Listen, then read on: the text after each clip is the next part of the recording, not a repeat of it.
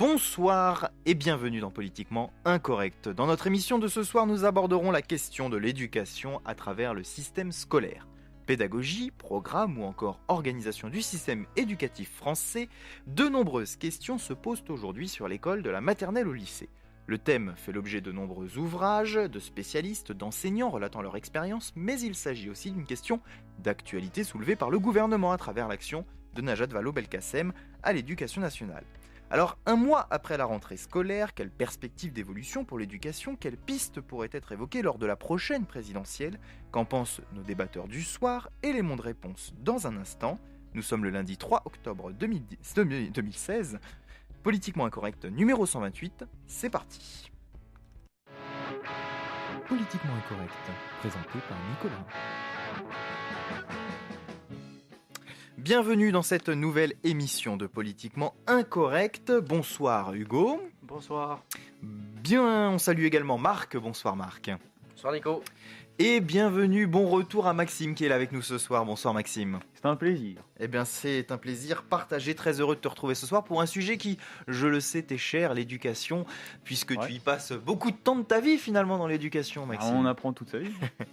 L'éducation qui intéresse chaque parent ou chaque parent en devenir est un sujet de société éminemment important. François Hollande avait fait de cette question de l'éducation et de la jeunesse un axe de campagne majeur. Aujourd'hui, sa ministre de l'Éducation nationale a lancé des réformes sur l'ensemble des cycles. Je vous propose tout de suite de nous poser quelques questions sur notre système éducatif. C'est notre réquisitoire.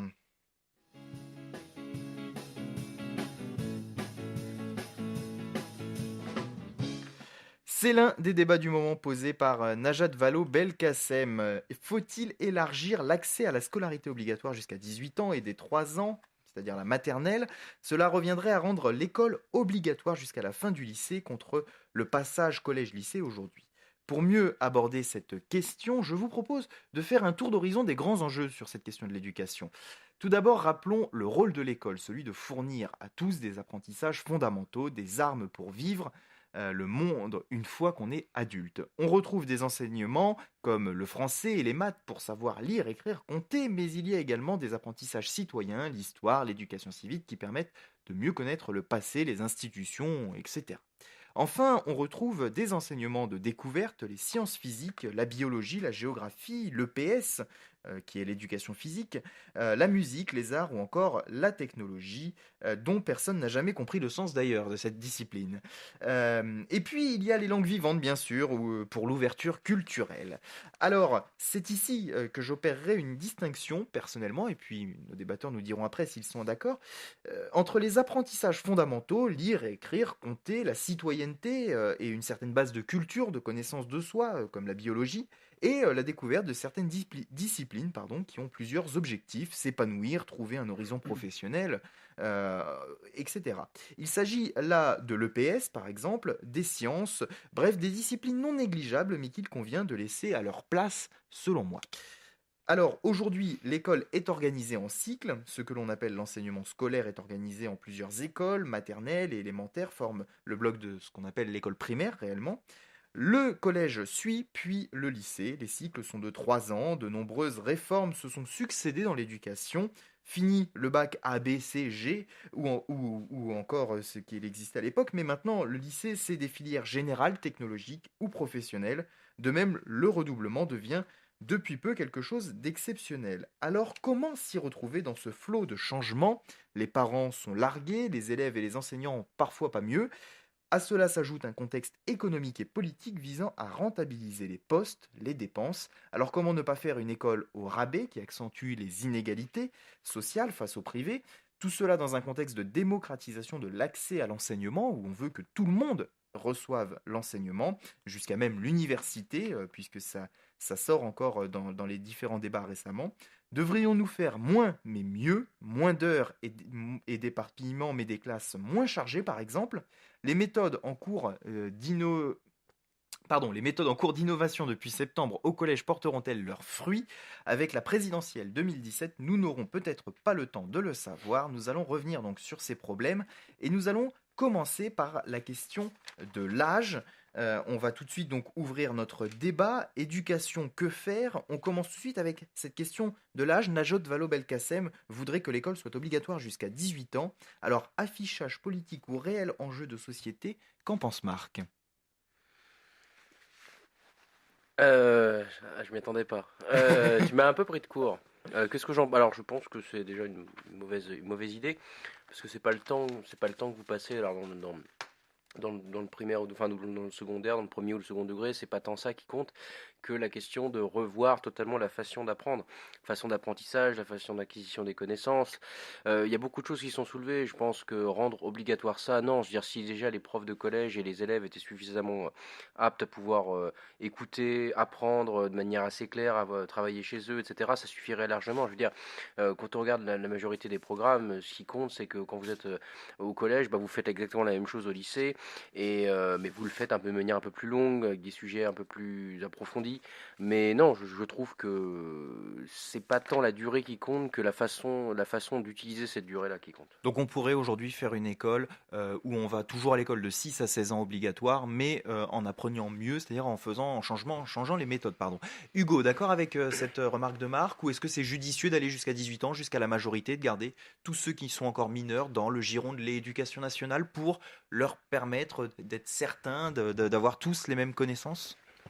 En fait, quand j'entends cette proposition de Najat Vallaud-Belkacem, j'y vois cette volonté du gouvernement et de pas mal de gouvernements de vouloir absolument que l'objectif initial était que 80% d'une génération ait le bac et a posteriori qu'il y ait de plus en plus d'enfants et de jeunes adultes qui aillent à l'université. Je pense que c'est ça la volonté, c'est de oui, garder ces mineurs dans le giron de l'éducation, ce serait plutôt un gage, le gage de les amener jusqu'à l'enseignement supérieur. Je ne crois pas que ce soit absolument nécessaire quand l'on voit aujourd'hui les difficultés d'insertion des étudiants qui ont fait des études supérieures.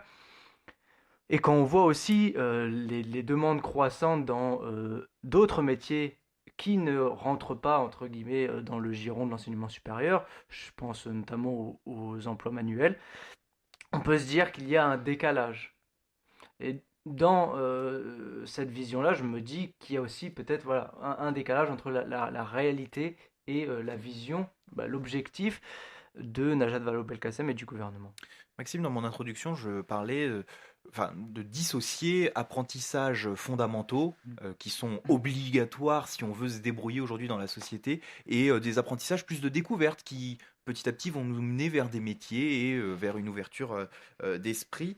Même question que Marc et Hugo, la scolarité jusqu'à 18 ans, est-ce que ça a un sens aujourd'hui où on a de la formation continue, où les gens continuent de se former, où lorsqu'on perd un emploi, on va à Pôle emploi, on nous donne des formations, lorsqu'on veut changer de métier, on peut se former de nouveau. Vraiment, est-ce que c'est pas venu le temps plutôt d'opérer une distinction entre ce qui est vraiment essentiel d'avoir, je dirais, dans un laps de temps qui correspondrait d'une scolarité, et puis après de laisser faire les gens en fonction finalement de leur vie professionnelle? Moi, je pense que tu mets le doigt là où il faut, c'est dissocier, prioriser les différents types d'apprentissage.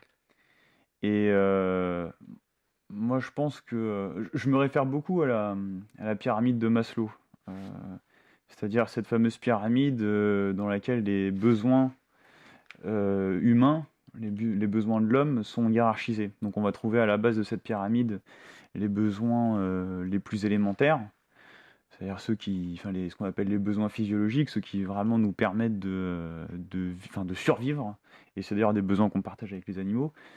Et puis plus on s'élève, plus on va vers le sommet de la pyramide, et plus on arrive à des besoins subtils qui ne sont pas indispensables, mais qui permettent à l'être humain de s'élever, et on passe du matériel au spirituel. C'est des besoins qui sont plus subtils, qui sont plus... c'est avec l'âge, la maturité, etc., mais qui permettent à l'homme de se réaliser. Parce que je pense que fait, le but quand même dans la vie, c'est quand même de se réaliser, d'accéder au bonheur. Et donc, l'apprentissage, c'est un moyen. C'est un moyen d'y arriver. Donc moi, je pense que si on devait refonder, parce que c'est effectivement mon avis, je pense qu'il faudrait complètement refonder le système d'éducation, d'instruction. Je préfère le mot instruction qu'éducation. L'éducation, à mon avis, c'est plutôt le rôle des parents. Le rôle des parents, ouais, d'abord. Mais je pense que l'instruction, c'est ça, c'est déjà permettre à un être humain de lui donner l'apprentissage qui lui permettra plus tard d'assurer lui-même ses besoins les plus élémentaires. Donc concrètement, ça veut dire qu'il faudrait avant tout, d'ailleurs c'est que je t'ai entendu dire justement sur ces besoins fondamentaux, tu as cité d'abord lire, écrire, compter. Alors c'est vrai que c'est... Il n'y avait pas d'ordre préférentiel. Alors bon, j'avais cru comprendre que justement tu plaçais ça dans les besoins les plus élémentaires. Et justement, je pense pas. Ils le sont, mais je voulais dire que dans l'ordre... Ils sont très importants. Mais tu vois, pour le coup, si je veux être cohérent avec mon raisonnement, je dois dire à un moment donné que non, lire, écrire, compter, c'est pas forcément ce qu'il y a de plus élémentaire, parce que tu peux survivre sans ça. C'est-à-dire que finalement, il faudrait presque commencer à apprendre, je sais pas, alors ça serait, dans les besoins les plus élémentaires, c'est se nourrir. Ça c'est quand même de l'éducation, on est vraiment... Là, je pense qu'on est dans l'apprentissage, c'est-à-dire l'être humain qui naît. Oui, mais alors attention, parce qu'à vouloir faire du sémantique, est-ce qu'on n'est pas en train de perdre, d'une part ceux qui nous écoutent, mais de nous perdre nous-mêmes, à vouloir absolument rattacher des mots à ce que l'on fait. Ce que j'entends par là, c'est que c'est de la mission des parents que de savoir nourrir leurs enfants, enfin que leurs enfants sachent se nourrir, et en revanche, c'est plutôt du rôle de l'instruction les parents, apportée par l'éducation les parents, nationale. ils ont pas vraiment. Laisse-moi finir, s'il te plaît, que de pouvoir apprendre des choses que tous les parents ne sont pas en capacité de donner à leurs enfants.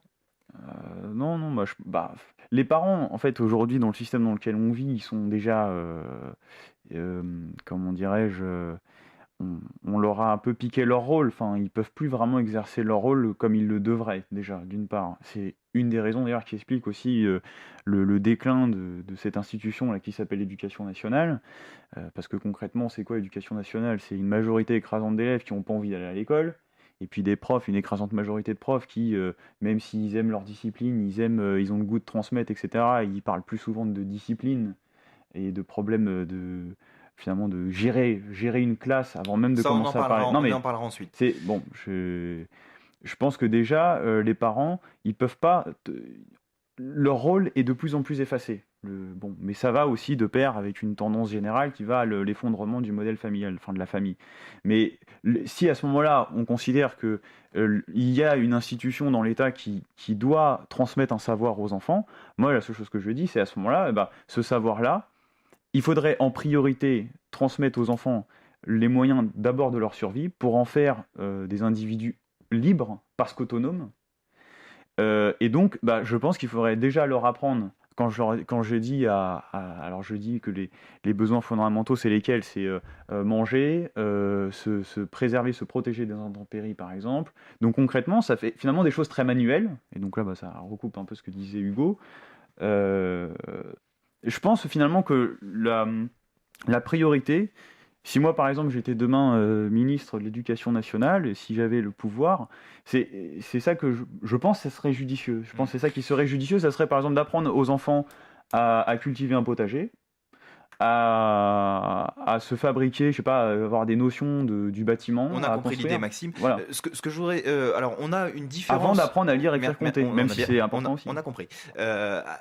On a une différence là entre ce que je disais en introduction, qui pour moi les apprentissages fondamentaux qui peuvent être procurés par l'éducation nationale, et ce que Maxime dit qui finalement moi seraient les métiers. Et voilà, quand je dis qu'il faudrait avoir des disciplines de découverte comme par exemple savoir construire une maison ou nourrir le peuple, puisque Maxime lui parle de se nourrir soi-même pour pouvoir être autonome. La vision que j'ai eue est différente. Hugo, quel ressenti as-tu vis-à-vis peut-être de ce que Maxime a dit, et puis comment se positionner dans ce débat finalement nous pouvons avoir? C'est vrai qu'il y a des idées intéressantes dans ce qu'il propose. C'est toujours intéressant d'apprendre à survivre, comme tu le dis, à vivre agréablement, à pouvoir faire les choses soi-même. Faire un potager, c'est une belle idée. Ça se fait dans certaines écoles et c'est vrai que ça ne fait pas partie du programme. Mais je reste persuadé qu'il faut prioriser.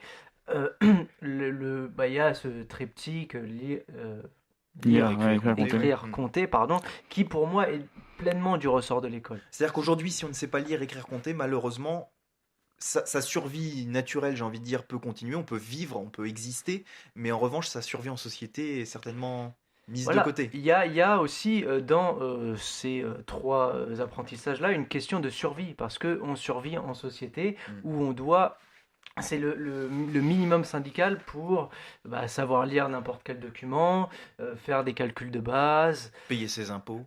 Et c'est exactement ce à quoi je pensais. Mais lire 20 minutes dans le métro. Remplir des formulaires, pouvoir échanger, lire des tas d'informations de tous ordres. Et ça aussi, ça fait partie de la survie. Ah mais alors moi Très rapidement. Et après, Hugo termine et après Maxime te les questions aussi que ça peut poser, c'est comment les enseignants peuvent s'adapter face à ces nouveaux apprentissages. Comment il va falloir aussi former des enseignants à ces apprentissages assez techniques. Proposé par Maxime. Voilà, proposé par Maxime, pardon, oui. Non. Je pensais qu'on était déjà dans une nouvelle étape où ça y est, on avait décidé que dans le monde on allait. Parce qu'on en parlait comme si c'était d'actualité, mais c'est une proposition de Maxime. Voilà, c'est de la proposition de Maxime. Là, j'ai bien conscience que c'est pas que c'est utopique, mais qu'on est très éloigné de. Mais bon, après tout, on est là pour discuter. Mais je pense que sur des écoles laboratoires entre guillemets, on pourrait expérimenter, voir ce qui est possible avec, par exemple, un système d'options, je sais pas. On fait notamment des arts plastiques. Pourquoi on ne pourrait pas faire un potager, apprendre un peu plus sur la nature, ou intégrer ces notions-là, ces apprentissages-là, par exemple en biologie ou des choses comme ça. Ouais, donc, Maxime, très rapidement. Oui, rapidement, juste pour rappeler que je veux pas opposer le manuel à l'intellectuel. Donc quand je dis que la priorité, si je me base à la pyramide de Maslow, je dis donc la priorité c'est d'abord pour pouvoir survivre, pouvoir manger, avoir un lieu pour dormir et se préserver des intempéries, mais ça ne veut pas dire qu'on choisit ça ou lire, écrire, compter. Non. Et d'ailleurs, au passage, quand on fait du manuel, nécessairement en fait on compte forcément, on lit. C'est-à-dire que d'ailleurs, on pourrait même imaginer que ça puisse être des moyens pertinents pour apprendre à lire, écrire, compter. J'y reviens quand même. La survie des enfants, c'est quand même le rôle des parents, celui de l'école et celui de l'État. C'est aussi celui de l'État, parce que si on parle alors j'allais dire de nation, comment dire, ou comme vous avez dit, citoyenneté. Je veux dire, l'État va former des individus qui seront des citoyens. Oui. Et je pense que même d'un point de vue économique et d'un point de vue social, d'avoir un ensemble d'individus qui fonctionnent de manière autonome et qui ne sont pas dans des formes de dépendance, ça ferait, à mon avis, je pense qu'en termes de croissance, de PIB d'ailleurs, on serait autrement plus performant, parce que chaque individu serait lui-même producteur. Enfin, je veux dire, d'un point de vue, je dirais même économique et social, c'est complètement viable. Ouais, c'est une vision différente. Mais je veux dire, on forme, c'est-à-dire que c'est un pays qui forme des citoyens forts. On a compris que tu proposais. C'est pas qu'une question de privé, voilà. Oui. Je voulais revenir sur ce qu'il y a actuellement dans l'éducation, si on la décortique un petit peu, Marc. Aujourd'hui, on n'a pas d'économie en seconde. Alors, si on revient dans une vision qui est l'éducation actuelle, on a bien compris le point de vue de Maxime, et il aura peut-être l'occasion d'en reparler, mais si on revient sur les programmes actuels, aujourd'hui, en seconde, on a de la physique, on a des disciplines comme ça, allons-y, osons le pas, on a des langues vivantes, on a de l'éducation physique, on n'a pas d'économie dans le programme de seconde, on a de l'économie peut-être un petit peu à travers la géographie, et c'est encore très soporifique. On n'a pas de discipline qui nous permettent de savoir comment fonctionne notre société, cette discipline que vous-même, Hugo, toi, n'avez pas eu finalement lors de votre cursus scolaire, que moi j'ai eu grâce à une filière économique et sociale ensuite, mais en seconde, on n'a pas cet apprentissage, par exemple, de l'économie. On ne sait pas comment fonctionnent les entreprises. Ça ne nous est pas appris directement par le biais d'un cours. Est-ce que c'est pas un petit peu paradoxal, ça ? Oui et non, parce que moi, je vois toujours la seconde comme une espèce de tronc un peu commun, dans lequel, effectivement, il y a des options qui peuvent être choisies. Mais qui viendront par la suite. Là, le problème, c'est pas forcément de parler d'économie ou pas parler d'économie, c'est un exemple, soyons bien d'accord, sur une discipline. Le tout est du ressort du prof, parce que J'aime à dire souvent que de toute façon, avec les moyens du bord aujourd'hui, celui qui a envie de se connaître quelque chose, il tape sur Internet, il va avoir les moyens de se renseigner, regarder un bouquin. Donc, il est bien évident que je te vois sourciller, mais Bah je m'en oui, on fous. peut pas. Il Non, est, mais il est bien. l'objectif. Non, Non, mais dans ce cas-là, ça laisse-moi marche. terminer. Oui, Tu as mais coupé. dans ce cas-là, Laisse-moi ça terminer. marche pour tout. Mais c'est ce que je dis, et je continuerai Alors le propos, vas-y. et j'entends pour toutes les matières. Le rôle vraiment de l'enseignant, c'est d'essayer de replacer chaque matière dans sa perspective et dans l'utilité de tous les jours. C'est-à-dire qu'effectivement, si on traite sur beaucoup de choses, ça devient chiant, Nico. Si à chaque fois que je dis un truc, tu fais la gueule, ça va être compliqué. Donc je termine. Je dis juste que effectivement, aujourd'hui, avec les moyens du bord, la facilité de pouvoir accès à des livres, Internet, etc., il y a de quoi déjà se nourrir tout simplement de connaissances. Le rôle après du prof, c'est de structurer tout ça, de montrer que par le biais de tout ce qu'on peut avoir, de l'histoire à la science économique et sociale, à la SVT, à la physique, effectivement, il y a un intérêt à connaître tout ça. Aujourd'hui, il y a un intérêt aussi à savoir structurer tout ça. Parce que, évidemment, vous pouvez avoir beaucoup de choses si le prof n'est pas là ou n'importe qui maîtrise le sujet n'est pas là pour vous aiguiller en disant ça, c'est plutôt acceptable, ça pas trop, il y a un manque d'organisation, il y a ceci, il y a cela. Je trouve que c'est pas très utile aujourd'hui. Il faut arrêter d'avoir de la connaissance pour avoir de la connaissance. Il faut savoir quoi en faire de cette connaissance. C'est ça qui manque le plus. Moi, je le vois souvent. On a beaucoup de choses. Alors le but c'est qu'on va l'apprendre et puis le lendemain on l'aura oublié et puis on mettra pas ça en perspective. J'insiste vraiment pour dire que quand on essaye de rendre les choses intéressantes, parce qu'elles le sont quand on réfléchit un petit peu, quand on rend les choses intéressantes, qu'on les structure, qu'on apprend à créer un raisonnement, qu'on apprend à créer une économie un petit peu du savoir pour le coup, et ben là ça devient intéressant. C'est pas l'information pour l'information, c'est l'information au service de quelque chose. Et je pense que c'est peut-être ça le principal atout, même en sciences économiques. C'est peut-être plus dur pour les sciences dures. Mais pour les sciences sociales, je pense que c'est vraiment l'enjeu principal de ce début de siècle, parce que on voit aujourd'hui que les gens doivent apprendre des trucs par cœur et ils ne s'intéressent pas à savoir quelle utilité ça peut avoir. Or, ça a de l'utilité quand on veut dialoguer en société, quand on veut aborder beaucoup de sujets, c'est tout. Voilà, la chose pour moi est relativement claire, mais bon, je termine sur l'économie. L'économie, elle est faite aujourd'hui, en tout cas en SES, pas forcément par des économistes eux-mêmes, c'est souvent des sociologues, c'est un mélange, un peu un patchwork pour la SES. Donc, c'est ça que tu parlais, je pense. Les sciences économiques et sociales, voilà. mais qui ne sont pas enseignées en seconde. Il n'y Pas a pas des options. obligatoirement, Ah oui, vous voilà, avez- c'est une option. Mais après, pour ceux qui choisissent la terminale ES, effectivement, il y aura une obligation. Mais voilà, ça reste des sujets. En fait, si vous voulez, même l'économie en soi, on n'aborde pas de l'économie de tous les jours, on aborde l'économie, l'histoire des sciences économiques, Keynes, etc. Et on va très loin, on parle de. Mais il y a des trucs intéressants, des trucs de tous les jours qui peuvent être intéressants. Attention, c'est toujours très intéressant, mais en revanche, est-ce qu'on ne met pas les choses dans le désordre? C'est aussi une question, mais c'est pas, je ne vais pas à l'encontre de ce que tu disais, c'est pour compléter. Hugo, tu avais une réponse à apporter à Marc, une contradiction, un complément? J'ai vu que tu demandais la parole. Oui, oui, c'est vrai. Non, mais Marc disait qu'il y avait un trop plein d'informations finalement. Et pourquoi faire? Bah, simplement pour la formation. J'ai l'impression que tu surestimes finalement les lycéens en leur disant oui, il y a Internet aujourd'hui, donc ils ont accès à l'information facilement. Mais il faut un peu forcer les choses. Il faut leur montrer des éléments, des disciplines, des Oui, la méthodologies méthode est très aussi, importante. qu'ils Ce que j'ai dit, hein. n'ont pas l'intuition de découvrir, dont ils ne connaissent rien et dont ils ont tout à découvrir finalement. Donc, C'est exactement ce que j'ai dit. Non, Mais mais c'est je- certainement je- ce que tu as dit, mais en disant que les élèves pouvaient aller chercher partout ailleurs et Non. s'émerveiller au monde, ce qu'ils ne font pas de toute fin, pour Oui, beaucoup d'entre eux, attention. Non, ce que j'ai retenu surtout, c'est que tu disais, ils peuvent le faire, alors pourquoi finalement leur donner l'opportunité de le faire à l'école, vu qu'il y a Internet? C'est ce que tu as dit.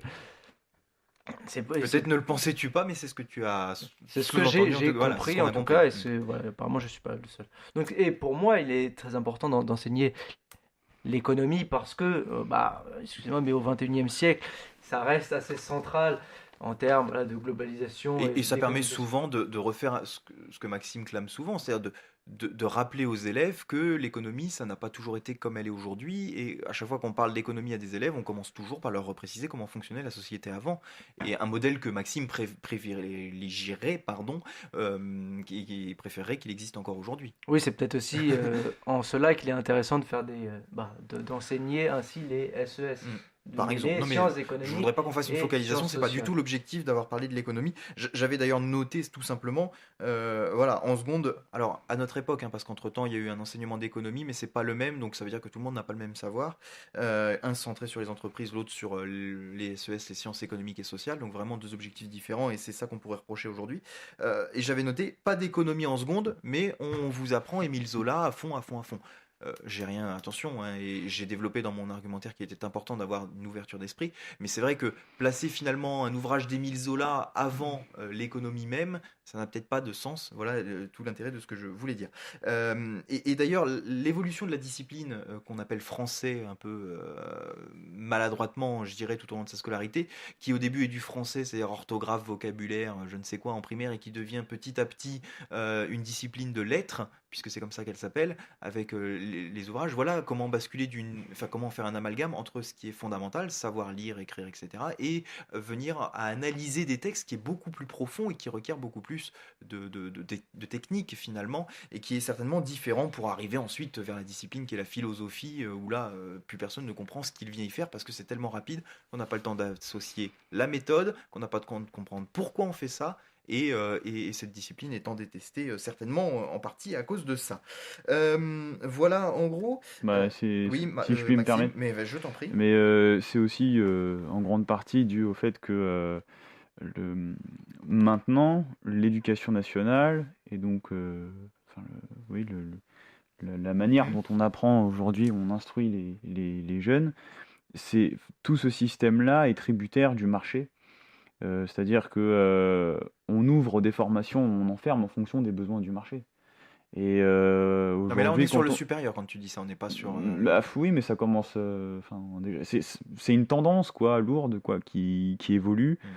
Et c'est sans doute pour ça que bah, la philosophie trouve beaucoup moins de succès. C'est certainement parce que bah, c'est pas rentable en fait. C'est pas très intéressant d'un point de vue du marché. On n'a pas vraiment Non, besoin de mais là tu parles philosophes. vraiment, non, mais là tu parles vraiment du monde supérieur alors qu'on est Non, sur une mais même. focalisation. Bah, non, Tout mais le monde tout le monde y touche à la philosophie. La question se pose non, pas mais à l'école tu du lycée parlais par de exemple. la philosophie. Oui. Ah si, bah, il y a de la philosophie aussi, mais tu disais justement que ça évoluait et que Non, non, maintenant on c'est pas ce que ne. j'ai voulu dire. Bah, ce que tu as voulu dire, c'est quoi? C'est que il y a de moins en moins d'attrait. Non, non, non, pas du Bon, tout. bon, je t'ai mal compris.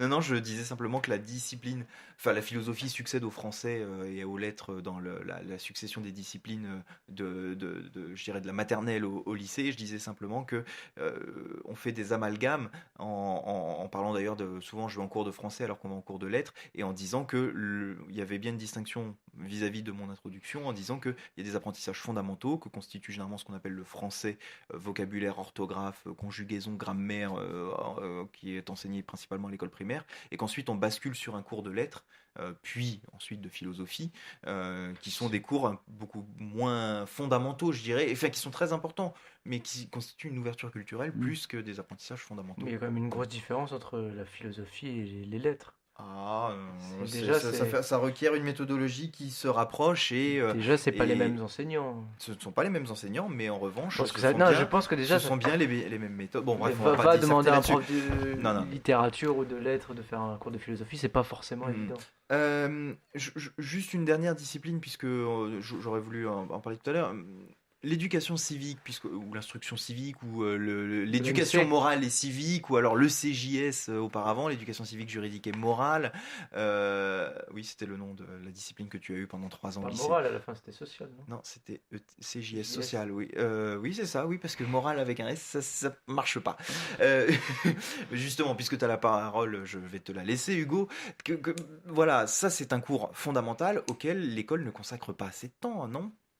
Bah oui, parce que à la fois on donne ça souvent aux professeurs d'histoire-géographie Ou de sciences économiques et sociales au lycée, ou de philo, ou de philosophie, ce qui Mais- est une aberration. mais très généralement d'histoire-géographie, parce que ça a été comme ça au collège et que ça reste à peu près comme ça au lycée, qui n'ont pas forcément le temps ni l'envie d'enseigner cette discipline et qui du coup en profitent en général, mais pas toujours, pour finir leur programme un peu trop long d'histoire géo et donc finalement bâclent cet enseignement qui est par ailleurs, à mon sens, très intéressant, qui pourrait l'être, qui est sur le papier très intéressant. Oui, oui, et un exemple de ce que tu dis, illustré, si je puis dire, par mon expérience personnelle, l'année où j'ai fait le plus d'éducation civique, c'est quand, en collège, on m'avait mis un professeur d'histoire géo et que j'avais un autre professeur qui intervenait sur uniquement l'éducation civique.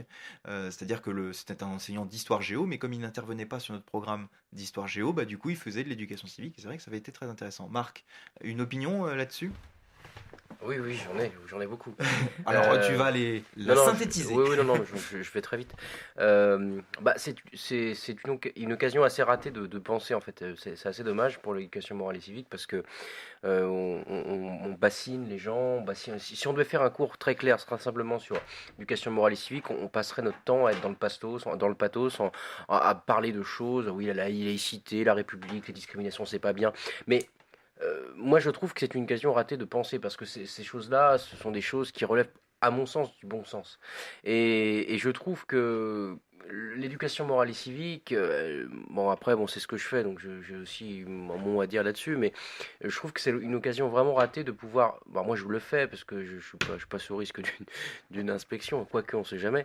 Mais on est dans l'obligation, normalement, les profs, de faire le programme tel qu'il doit être, c'est-à-dire avoir des cours, etc., en rapport à ça. Sinon, vous pouvez vous faire toper par l'inspection. Mais non, ce qui est intéressant dans l'éducation morale et civique, c'est que ça laisse place finalement à des exposés, à des débats. Hmm. C'est ça qui compte. Le problème étant, c'est que les débats tournent. Si on fait de l'éducation morale et civique pure, on va traiter sur les prud'hommes, on va traiter sur les inégalités, on va traiter, je sais pas moi, de tout ce qui va avoir rapport à la harcèlement à l'école. Des trucs en fait où j'ai l'impression qu'on infantilise assez les gens en disant faut pas faire ci, il faut faire ci, si ça va pas, faut faire ça. Je trouve que c'est bête. Bah, Et résultat, les gens, excuse-moi de te couper, mais les gens arrivent sur le marché du travail, ils savent pas ce que c'est que les prud'hommes. ouais, bah ça c'est dommage, mais oui, mais oui, oui, éventuellement. Mais bon, de toute façon, je vais te dire, ils ne savent pas ce que c'est pas pour faute des fois d'avoir fait des exposés, 2 mois après, ils oublient ce que c'est et à quoi ça sert.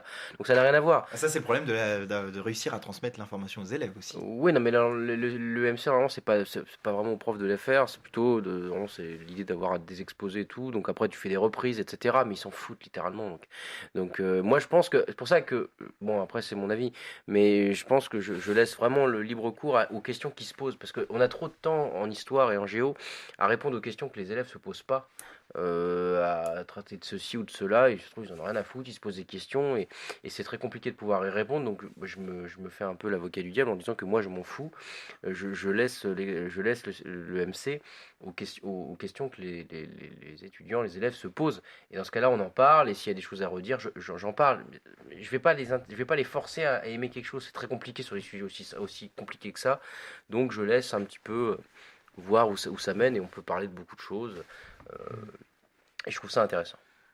La suppression, enfin pas la suppression, pardon, l'existence des voies générales technologiques et professionnelles, messieurs. Et pourquoi je vous disais suppression? Parce que on a un problème aujourd'hui, selon moi, et vous me direz ce que vous en pensez, c'est qu'aujourd'hui on a une école, enfin un lycée plus précisément, où on a une filière générale, scientifique, littéraire, économique et sociale. Les gens se demandent ce qu'il y a de général là-dedans, hein, bon. Et puis des filières technologiques, je ne vous les citerai pas pour le coup parce qu'il y en a beaucoup, le management, etc. Non mais c'est un exemple. Oui, non, non, mais Ah, c'est pas l'exemple, c'est la prononciation qui est marrante. le management. Et puis vous avez toutes les voies professionnelles, l'hôtellerie, les BEP, les BP, etc. Tous ces diplômes professionnels.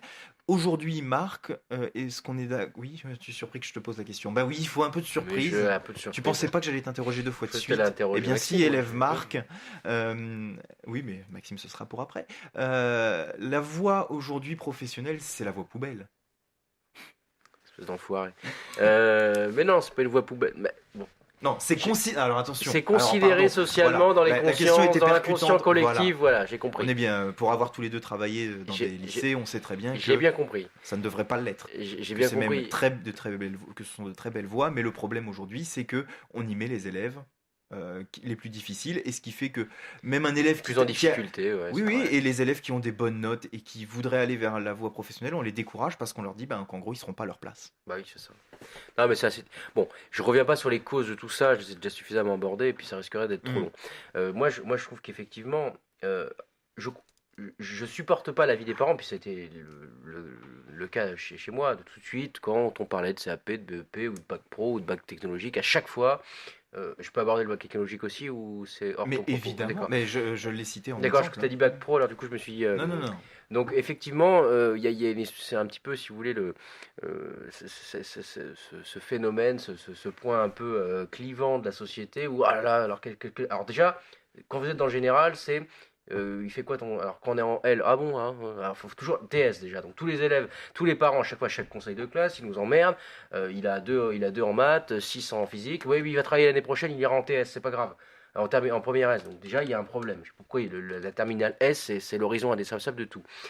Après, effectivement, en seconde, quand on voit un élève qui est en difficulté, qui mériterait de redoubler, parce que c'est ça aussi le problème. Le problème étant, c'est qu'on n'a plus le droit de proposer le redoublement, on est obligé de proposer quelque chose. Et comme on propose. C'est la famille qui peut seulement demander le Voilà, redoublement. c'est-à-dire qu'on fait une première proposition au conseil de classe, on dit bah non, il ne peut pas passer en voie générale, donc qu'est-ce qu'on fait? La seule solution qu'on a, c'est la solution du technologique, en disant bah vous serez à votre place là. Non, je veux dire, le problème c'est que ça rabaisse encore les filières technologiques, que ça rabaisse encore le niveau éventuellement des bacs pro, parce qu'on peut avoir des passerelles avec des bacs pro, ça arrive.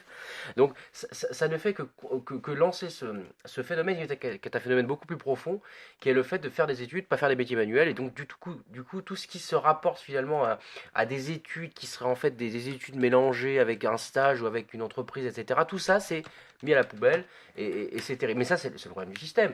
Il n'est pas normal aujourd'hui de devoir proposer non pas un redoublement, mais un passage dans une voie technologique dont on sait pertinemment que les parents vont faire appel de la décision et que comme dans certains cas, ils vont bien embêter le proviseur, ils vont avoir gain de cause et ils vont passer. Non, mais c'est terrible. Mais ça rejoint le phénomène assez général de la société où tout ce qui est rapport au truc qui ne va pas vers la voie supérieure, etc., est mis de côté alors qu'on a des problèmes dans les métiers manuels, comme j'ai souvent dit.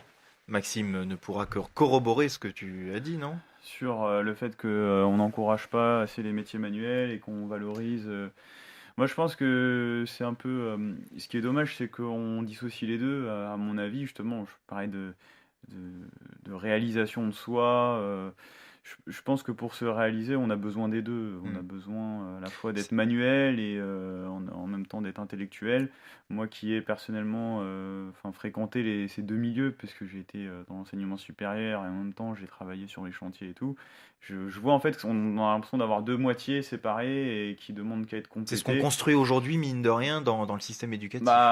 Moi je pense qu'au contraire, on s'en éloigne parce que après, bon, moi, ce sont mes convictions politiques, c'est que l'être humain doit vraiment rechercher l'autonomie, l'autosuffisance, et plus que jamais à l'heure où le système dans lequel on vit ne sert pas réellement nos intérêts. Oui, moi, toi, tu moi, veux j'identifie l'inverse. vraiment l'éducation nationale aujourd'hui et le système éducatif comme une forme de propagande. Tu parlais tout à l'heure là, de la matière de l'éducation civique et compagnie. Pour moi, c'est un cours de catéchisme, quoi, dans lequel on va t'enseigner les fondamentaux de la religion moderne, où il faut être républicain, il faut être démocrate, et on t'apprend les institutions, et on t'explique bien que, heureusement qu'on a eu la Révolution française, heureusement qu'on ne vit plus sous les tirs. Enfin, en fait, on fabrique des individus qui seront des Charlie. Tout ça est cohérent à un moment donné, quoi. Tout ça se recoupe. Après, on aura des Charlie. Après, on aura des gens qui seront complètement mous lorsque on aura une politique étrangère désastreuse dans des pays. Parce qu'on dira, bah oui, mais là-bas, ils n'ont pas la démocratie. Alors, on comprendra la démocratie. On a identifié ça comme le bien. Enfin, en fait, je crois que tout c'est. D'ailleurs, même tout à l'heure, ça a été évoqué un petit peu. Je crois que c'est Marc qui en parlait un petit peu de l'immaturité de certains élèves qui finalement s'intéressent pas aux sujets qui sont en fait intéressants, mais ils apprennent, ensuite une fois que le contrôle est terminé, ils oublient. Mais ça c'est aussi très révélateur de une espèce de culture de la soumission qu'il y a, c'est-à-dire que un élève, il est pas dans une démarche personnelle de vérité où il va s'élever en tant qu'individu, enfin c'est ce que je pense. Il est plutôt là comme un mouton à qui on explique bien, à qui on met la pression en lui disant que derrière les bonnes notes, en fait, ce qu'il y a en fin de course, c'est la réussite sociale. Parce que s'il a des bonnes notes, il aura un diplôme qui lui permettra d'avoir un job. Et plus il aura des diplômes, plus il aura un job bien payé, et plus il sera payé, et plus il aura accès aux richesses. En fait, c'est ça le truc. Et donc, un élève, finalement, il s'en fout de savoir ce qui est vrai, ce qui est faux. Il s'en fout de sa responsabilité vis-à-vis de l'histoire. Lui, ce qu'il veut, c'est sa position sociale. Et puis, il y a la pression des parents qui, eux aussi, ont été d'anciens élèves. C'est une boucle comme ça qui se perpétue.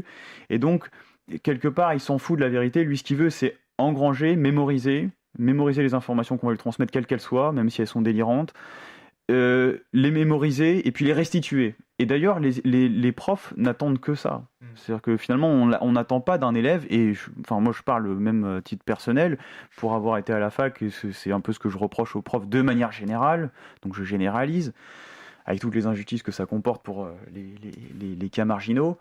Mais ce qu'on attend de nous, c'est pas vraiment d'être des penseurs, c'est pas de développer un esprit critique. C'est plutôt d'être capable de mémoriser, d'avoir une bonne capacité de mémorisation de l'information et d'être capable de la restituer comme on le veut.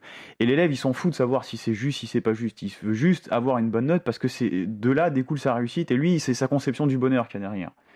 Donc voilà pour Hugo, la réponse. Maxime touche du doigt et il a fait un très beau parallèle entre ce que l'on était en train d'évoquer via la scolarité et la suppression des voies professionnelles. Enfin, pardon, pas la suppression, ça c'est mon idée à moi, mais via la problématique des voies professionnelles, technologiques et générales.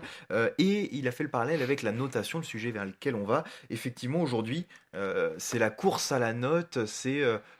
Aujourd'hui, pour s'en sortir à l'école, il faut avoir les bonnes notes qui permettront. Enfin, qui permettront d'avoir le meilleur, la meilleure suite possible de son parcours, ou pas d'ailleurs, puisque Marc remettait un petit peu en cause cela d'ailleurs. Mais voilà, aujourd'hui, il y a cette problématique de réviser même à la dernière seconde pour être sûr d'avoir le maximum de trucs à remettre sur le papier sans finalement s'en souvenir par la suite, et donc ça sert à rien, quoi. Aujourd'hui, mais comme hier, il a toujours fallu Mhm. en classe apprendre ce que l'enseignant enseignait, et il a toujours fallu avoir la meilleure note. Donc je vois pas le changement ici. Alors, le changement n'est-il pas dans une école plus industrielle, avec des élèves dans les classes qui sont nombreux, avec un cours, comme le soulevaient Marc et Maxime, dicté par les programmes scolaires et voilà. Est-ce qu'il n'y a pas un changement dans les méthodes d'éducation aujourd'hui, ou est-ce que tout simplement, même si ça a toujours été comme ça, est-ce qu'on ne peut pas remettre en cause ce système d'évaluation qui aujourd'hui euh, est quand même assez décrié, avec des différences de notes si on donne une copie à un enseignant ou à un autre, des différences assez importantes dans les méthodes d'apprentissage. Voilà, est-ce qu'il n'y a pas C'est vrai, je nie pas il y a aucun changement depuis, disons, 40, 50 ans. Tu l'as dit, il y a des effectifs en classe de plus en plus importants qui nuisent évidemment à la qualité du cours, mais ça a rien à voir avec ce dont on parlait auparavant. Sur la notation, c'est vrai que c'est une problématique qui se pose, mais à y regarder de plus près, c'est la suppression de la notation n'est pas forcément la solution ultime non plus. Les résultats, c'est le CNRS qui a mené une enquête Mhm. dans la région d'Orléans, voilà, l'Académie d'Orléans-Tours. Ils ont sur plusieurs classes, ils ont testé un système sans notation sur 70 établissements pour comparer un peu ce que ça fait avec et sans notation, et il y a des résultats qui sont pas toujours probants. Il y a quoi quand il n'y a pas de notation? Alors comment ça s'est passé sur ces académies? Bah, on met en place plus un système d'évaluation, c'est D'appréciation, c'est le- ça? Non? Ou bah, il y d'acquis? a on évalue en fait la capacité de l'élève à engranger un certain nombre de modules d'enseignement. D'accord. Et donc ça, c'est pas Et probant. alors, ça marche sur certaines matières. Par exemple, ils se sont aperçus que sur les mathématiques, ça favorisait la réduction des inégalités. Et sur d'autres, notamment l'histoire géo dont on parlait tout à l'heure, ça ne marche pas forcément. Donc, il reste à trouver la solution. Et puis, il y a aussi cette question de comment communiquer auprès des parents. Parce que les parents, quand ils voient justement le relevé de notes, ils ont un résultat concret. Ok, mon enfant, en histoire-géographie, par exemple, ça ne va pas. Hmm. Il a 6 sur 20, disons. Ça Hmm. ne va pas du tout. Mais en français, il a 13, bon, ça va. Mais si on donne aux parents une espèce de carnet d'évaluation, on ne sait pas trop où se situer. Votre enfant, euh, a acquis les capacités. Alors, est-ce que ça veut dire 10? Est-ce que ça correspond à un 10, à un Oui, mais ça, 14? c'est parce qu'on veut comparer, hein. C'est comme quand on passe du franc à l'euro, Oui, on veut comparer pendant un moment et puis après oui, on mais on oublie. essaie de comparer, mais ça veut dire aussi que entre un 10 et un 14, il n'y a pas le même niveau Mais d'acquisition et de même, maîtrise même aujourd'hui, excuse-moi, mais entre un 10 et un 14, les familles ne le prennent pas de la même manière. Certains considèrent qu'un 10 c'est très bien parce qu'il a eu la moyenne, et puis d'autres considèrent que c'est la note minimale que peuvent avoir leurs enfants. Donc cet argument aujourd'hui, je dirais que déjà il existe dans le système de notation, et même pour les enseignants, on le voit bien, certains ne mettront jamais de 20 et puis d'autres se satisfont de certaines copies et en mettent. Euh, je ne sais pas si tu avais terminé ton propos, Marc. Euh, une discipline justement où il est difficile aujourd'hui de noter, enfin, les disciplines où il est difficile de noter, ce sont les disciplines où il s'agit de rédiger. Parce que en maths, on applique un barème très simple. C'est beaucoup plus difficile quand il y a de la composition, de la dissertation. Comment est-ce qu'on fait pour se retrouver sur une échelle de 0 à 20? Je précise au passage que je suis partisan d'une notation beaucoup plus petite, de 0 à 5 par exemple. C'est un exemple, hein, on pourrait disserter pendant 2 heures sur est-ce que c'est 5, 6 ou 7 qu'il faudrait mettre. Mais voilà, sur une échelle beaucoup plus petite, où on se repère, comme disait Hugo, beaucoup plus facilement sur, voilà, est-ce que c'est vraiment bon, est-ce que c'est moyen, est-ce que voilà, que lorsqu'on a à noter une copie sur 20. Bah, je réponds à ta question, mais il faut quand même mettre les gens au courant que aujourd'hui, quand on aborde une question historique ou autre, euh, on est souvent tenté de mettre à côté des petites questions de cours pour rattraper un petit peu l'élève. Faut quand même le savoir, ça. Ce qui fait que de plus en plus, aujourd'hui, et c'est malheureux, on est obligé, si vous voulez, d'un peu mathématiser l'histoire géo ou d'autres, c'est-à-dire faire en sorte bon, on demande un truc, faut qu'il y ait un résultat, si la réponse est bonne, boum, on met un point, sinon on met pas de point. Par contre, c'est vrai que il y a une demande de la part des élèves, mais c'est malheureux. C'est malheureux parce que les élèves disent ouais, ça sera plus simple s'il y aura des questions, on connaît le cours, on connaît pas, etc. Le problème, c'est que à mon avis, le principal enjeu du secondaire, c'est bien évidemment de maîtriser, de maîtriser le raisonnement. Mm. C'est pour ça que je disais tout à l'heure qu'on peut tout faire sur Internet On parle bien du secondaire en voie générale, attention, ouais, en parce voie que générale. C'est bien pour ça que je parlais tout à l'heure du rôle de l'élève dans la structuration, dans la méthode. Franchement, et c'est ça que les élèves ne comprennent pas quand ils passent de troisième à seconde. En seconde, arrivé en seconde et plus tard en terminale, on va leur demander, ça y est, de ne pas restituer de la connaissance en principe, mais de pouvoir analyser et de raisonner sur des connaissances. Et là, ils sont littéralement plantés. Ils disent oui, mais comment vous avez noté, etc. Je comprends pas, j'ai dit ce qu'il y avait dans le cours. J'ai dit oui, mais c'est pas ce qu'on vous demande. On vous demande pas de restituer un cours. Si le sujet est différent de l'intitulé du cours, faut pas restituer le cours. Et que vous avez qu'une heure, moi on l'a fait en 5 heures, et vous doutez bien que je vous demande pas de tout avoir. Donc il y a un vrai problème. Il y a un vrai problème dans le sens où aujourd'hui, ce barème, moi je pense qu'on peut le garder. Je pense qu'on peut le garder, seulement il faut arriver à mettre dans la tête des parents ou des élèves qu'aujourd'hui, c'est pas le fait de savoir qui compte, mais le fait de savoir ce qu'on sait, le fait de pouvoir raisonner sur ce qu'on sait, de construire un raisonnement, d'avoir un plan, d'avoir peut-être une cohérence, et éviter de faire des plans binaires du sens ça c'est bien, là c'était pas bien, oui, non, puis partie normande, peut-être bien que oui, peut-être bien que non, troisième partie, c'est stupide de raisonner comme ça. Il faut avoir un propos général, une problématique qui se tient dans n'importe quoi et défendre son idée, ce qui n'empêche pas bien évidemment d'avoir des nuances. Il faut toujours nuancer. L'histoire et d'autres trucs nous obligent à toujours nuancer. Mais c'est ça qui est le plus dur à avoir et c'est ça que les élèves refusent de faire le plus souvent, des paragraphes argumentés, des compositions, même des dissertations, parce qu'ils savent pertinemment que c'est pas parce qu'ils vont avoir appris qu'ils vont avoir une bonne note. Et c'est ça, c'est-à-dire qu'aujourd'hui, ceux qui apprennent le plus, généralement, ceux qui se plantent parce qu'ils veulent tout restituer, ils sont incapables de restructurer et de mettre leurs connaissances au service d'un plan. Et De je trouve répondre à la de question. répondre de fait à la question. Alors ils prennent des problématiques valises, comme ça ils peuvent aborder tout et en fait ils abordent rien parce qu'au final le résultat n'est pas concret. Ils font une conclusion sans répondre à la problématique. Ils font un plan qui, enfin, vous voyez, je veux dire, aujourd'hui c'est ça le vrai travail qu'il y a à faire, c'est de maîtriser le raisonnement analytique et de pouvoir construire vraiment une réflexion. Et on le disait Et pour je ça. pense que ça peut se noter sur 20. Et on le disait, pour ça, il faut du temps et donc de la méthode, enfin, du temps pour apprendre les méthodes et les donner aux élèves. La question de l'éducation est très vaste, hein, et on n'étudiera pas ce soir, par exemple, la question des devoirs, puisque vous le savez, aujourd'hui, les devoirs ne sont pas toujours autorisés en fonction des cursus. Enfin, je veux dire, en école élémentaire, normalement, on n'a pas le droit de donner des devoirs aux élèves, pourtant on leur en donne. Je vous le disais en introduction, il y a des tas de livres, des méthodes différentes, et finalement, les vrais artisans de l'éducation, ce sont eux, ce sont les enseignants. Euh, et ils ont un rôle fondamental.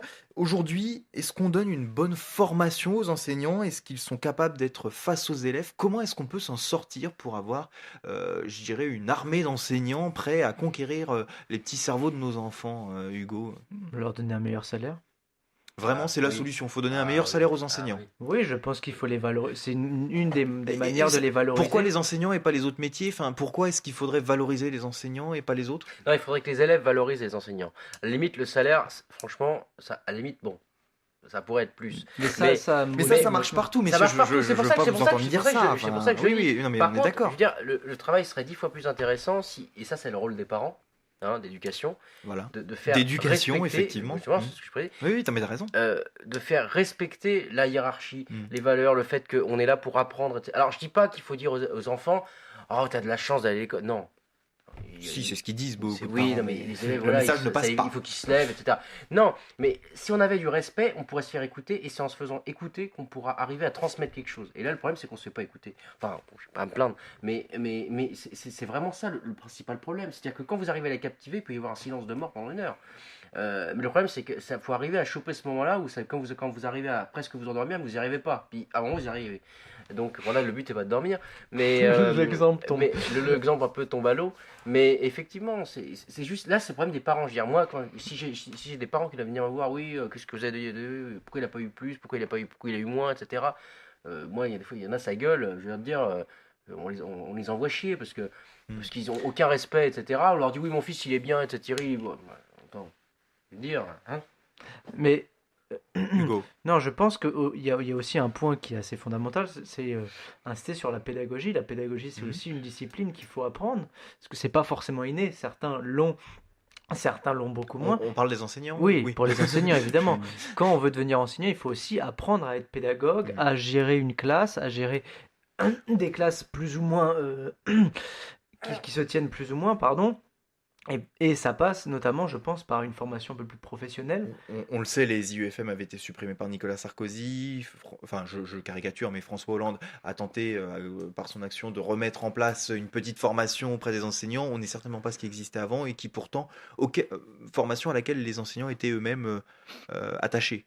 Oui, et puis c'est une formation avec des gens qui s'y connaissent, des anciens enseignants, ou c'est selon, mais c'est une formation qu'il faut de plus en plus intégrer, je dirais, aux écoles, aux écoles, collèges et lycées, avec voilà, des stages de plus ou moins longue durée, qui soient d'une durée croissante par ailleurs. Ça qui me paraît très important. Et on a Pour avoir aussi, ouais. pardon, je conclurai ainsi, Euh. l'expertise d'enseignants plus âgés qui Ouais. ont justement ce recul. Et j'allais dire, on a peut-être un problème aujourd'hui, c'est que les concours pour devenir enseignant, quand on passe le concours, c'est-à-dire quand on n'est pas non mais quand on fait pas office, j'ai eu connaissance d'un professeur de maths qui dans la vie n'était pas professeur de maths, il a postulé, il a fait un remplacement et voilà. Mais aujourd'hui, le problème c'est qu'on peut devenir enseignant grâce à un concours en prouvant qu'on est le meilleur finalement, mais pas le meilleur enseignant, qu'on est le meilleur dans sa discipline.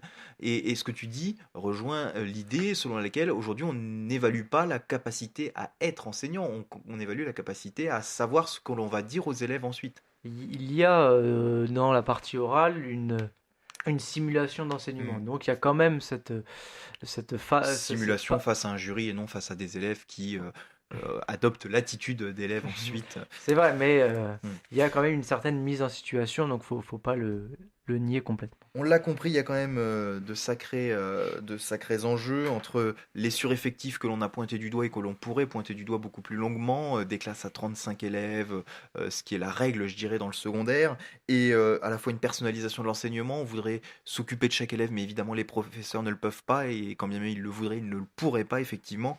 Et puis on a aujourd'hui aussi un cloisonnement des différentes professions de l'enseignement, j'ai envie de dire.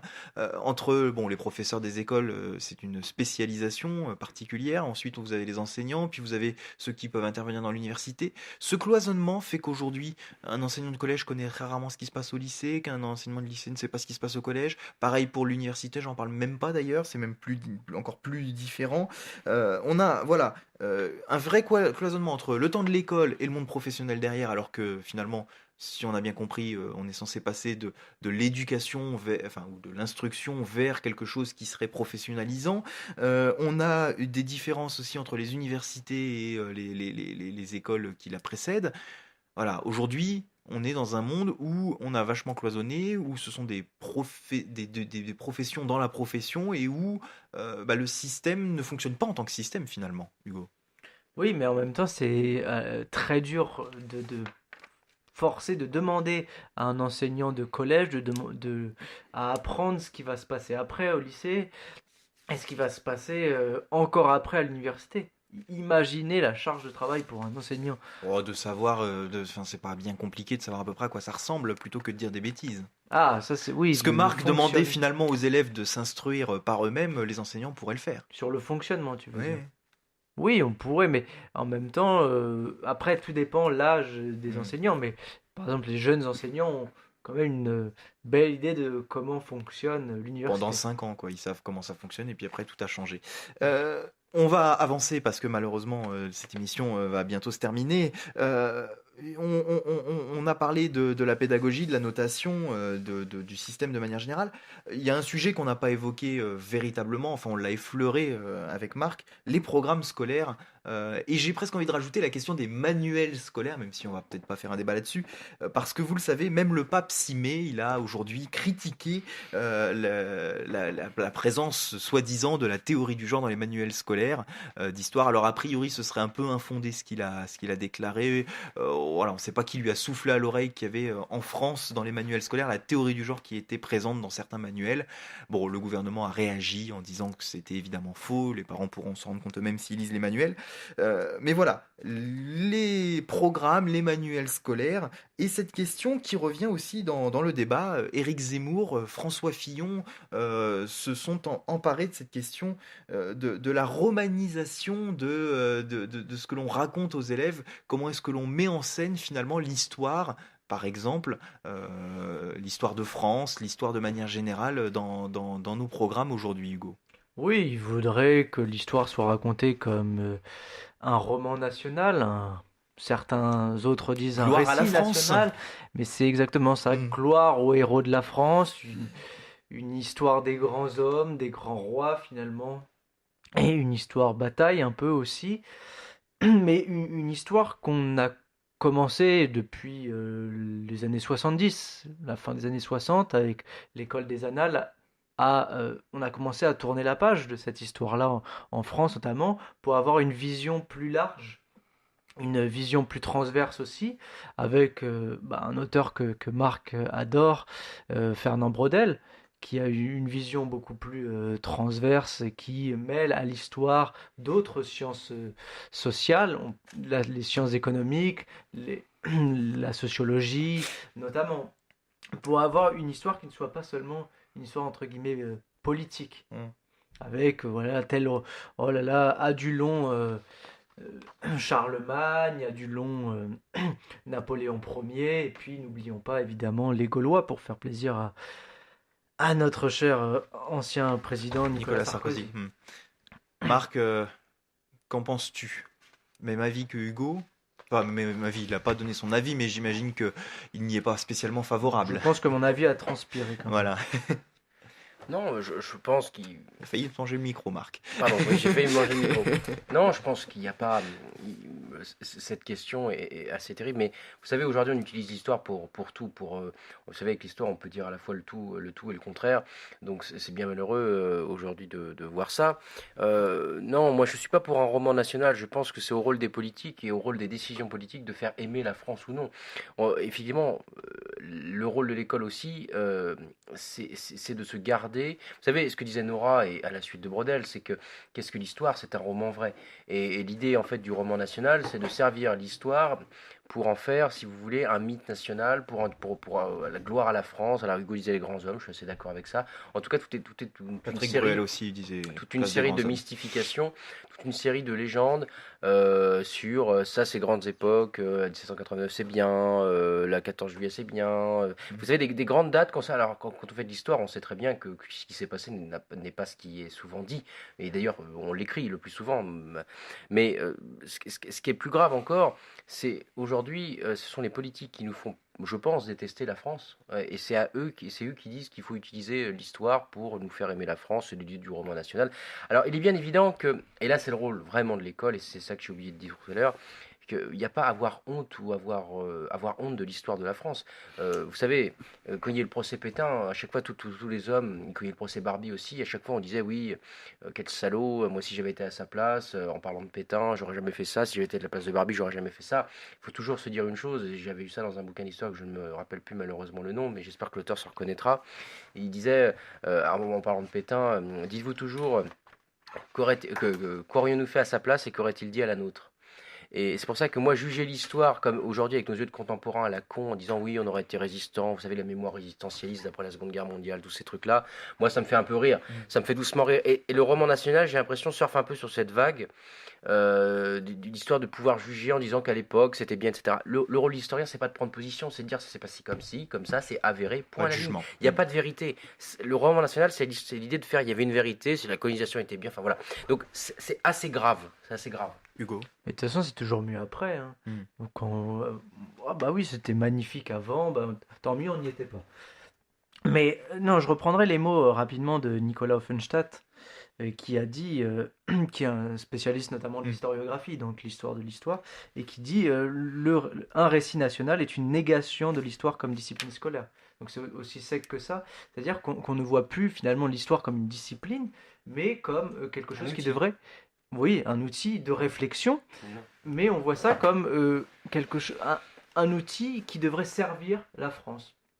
Et cette idée-là, c'est une idée très ancienne, c'est l'histoire de la vis, c'est-à-dire l'histoire d'après la défaite contre la Prusse, la défaite de 1871.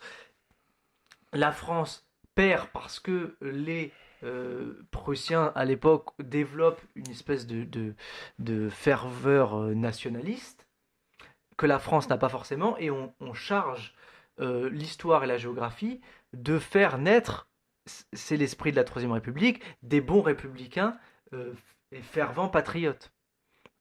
Et donc on a cultivé cette idée-là, et cette histoire-là est donc une histoire qui se construit autour d'un récit ou un roman national.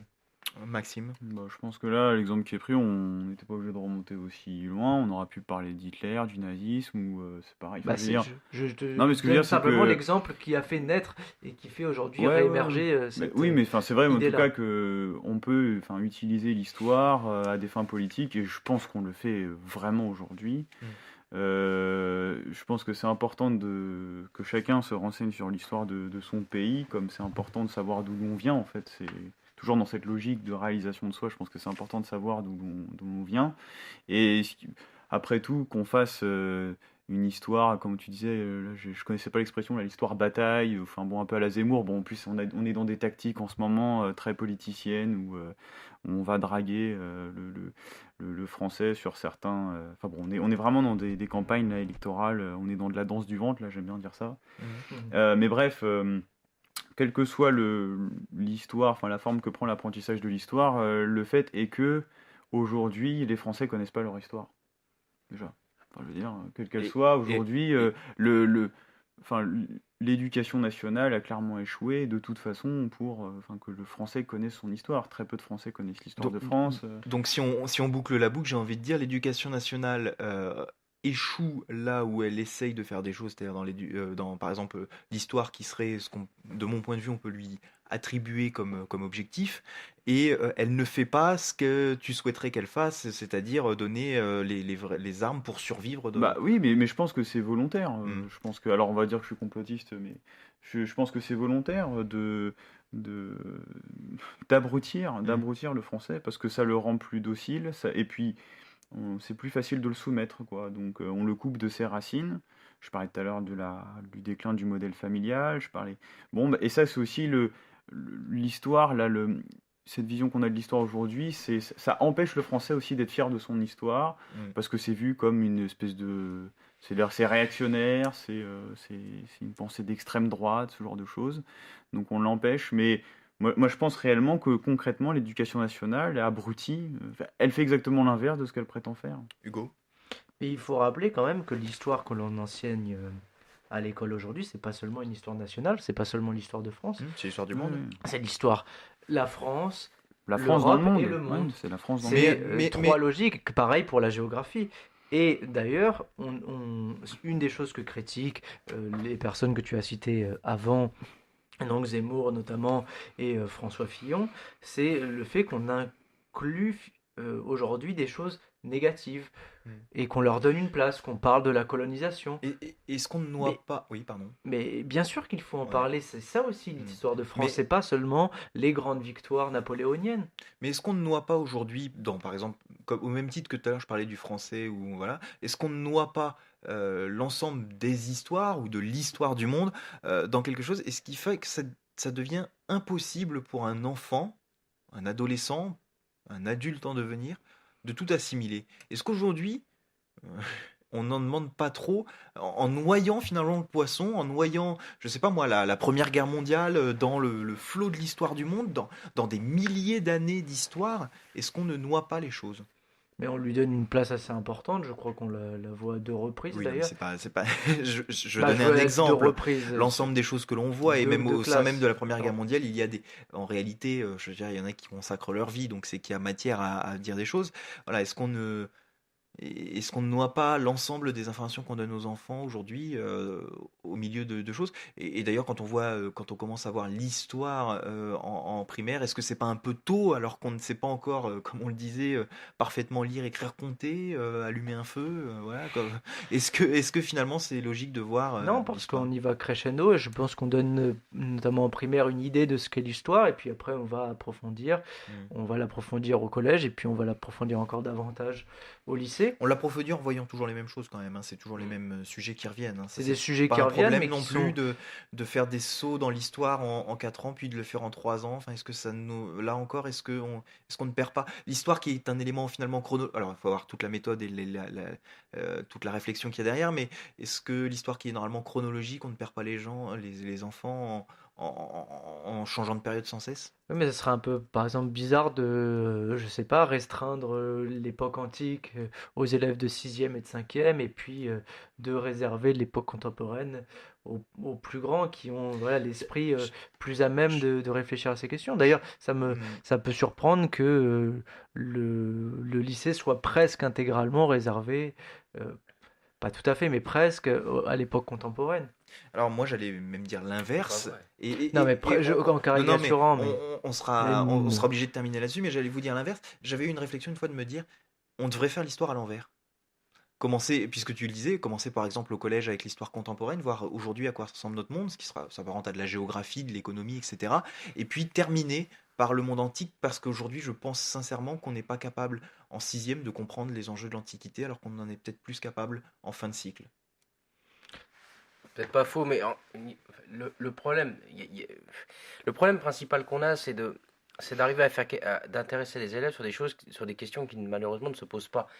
C'est pas une question d'appréhension. Je veux dire, le monde grec, même si on est plus apte à le comprendre, le monde antique, on est plus apte à le comprendre peut-être au lycée, parce que c'est vrai que ça fait appel à des notions plus intéressantes, plus conceptuelles. La démocratie, le citoyen, les systèmes politiques, exécutifs, enfin, il y a plein de choses dans le monde athénien, dans la cité d'Athènes. Il y a plein de choses aussi dans le monde romain. Il y a des choses, c'est vrai, qui font appel à des concepts. Et le problème aujourd'hui, je vais te dire, il faut arrêter de faire passer l'histoire pour une sorte. Il faut jamais oublier sa chronologie, mais arrêter dans les lycées de faire passer l'histoire comme une sorte de chronologie. En fait, on a l'impression que tout s'enchaîne de manière assez logique. Et je pense que si on faisait du thématique, là, ça serait plus intéressant. Ce qu'on essaye de faire maintenant de manière assez générale, Bien sûr. on fait du thématique, mais en restant dans une perspective d'évolution historique. C'est-à-dire qu'au lycée, on va commencer par le monde athénien, voilà, puis on va arriver en terminale, en seconde, donc en terminale, on va arriver jusqu'à aujourd'hui, c'est-à-dire les évolutions géographiques de l'Afrique, l'Europe, la mondialisation, etc. C'est-à-dire que de la seconde jusqu'à la terminale, vous abordez toute l'évolution, sans revenir avant. C'est-à-dire que vous allez, vous Une finissez fois que c'est vu, c'est vu. Et donc, Une fois que c'est vu, c'est vu. par exemple, le bac, qui est un contrôle terminal encore pour le moment, n'évalue finalement la capacité des élèves qu'à restituer ce qui s'est passé durant les dernières époques. Durant les années, depuis 1945. Alors, le contrôle continu, contrôle terminal, ce serait une question assez vaste aussi, et je suis sûr que vous avez votre avis là-dessus, mais on ne pourra pas en discuter ce soir. Mais voilà, toujours est-il que ça aussi, ça fait partie des questions. On pourra l'évoquer d'ailleurs sur nos débats que nous aurons dans l'année sur l'université, puisque ça fait partie des les enjeux, de savoir si nos élèves sont plus à même de... Enfin voilà, qu'est-ce qui est le plus logique de faire, de contrôler, d'évaluer par le biais du contrôle continu ou de l'évaluation directe sur un contrôle terminal. Mais voilà. Merci messieurs d'avoir été avec nous. Merci Maxime, merci Marc, merci Hugo. Merci à vous. Et avant de nous quitter, une information pratique concernant les bibliothèques de l'université. Au bureau A16 de la maison de l'étudiant, c'est au premier étage, se trouve désormais un point info bibliothèque où vous pouvez réaliser des démarches comme l'inscription à la bibliothèque universitaire, rendre des documents empruntés et emprunter des livres de la bibliothèque Georges Perec, dont l'ouverture ne devrait plus tarder. Vous pouvez d'ores et déjà vous procurer les ouvrages sans pouvoir rentrer dans la bibliothèque. Comptez une demi-journée pour la livraison de votre ouvrage. Les bibliothèques qui sont ouvertes en parallèle sont les suivantes: l'IUT de Champs, Meaux, l'IFI, Copernic Recherche et Tourisme Management à Val d'Europe. Donc celle-ci, il n'y a pas besoin de se rendre au point d'information que je viens de citer. Plus de renseignements sur la page des bibliothèques du site u-pem.fr et sur le Facebook, ainsi que sur l'adresse email contact-bu@u-pem.fr. Quant à nous, on vous tient bien sûr au courant de ces évolutions. C'est la fin de ce numéro de Politiquement Incorrect. Merci de nous avoir suivis.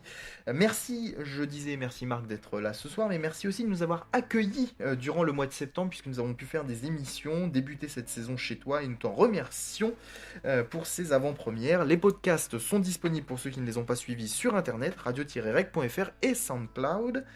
On se quitte en vous rappelant que vous pouvez nous retrouver sur Facebook et Twitter pour prolonger le débat de ce soir et préparer les futures émissions. À bientôt, bonsoir, bisous.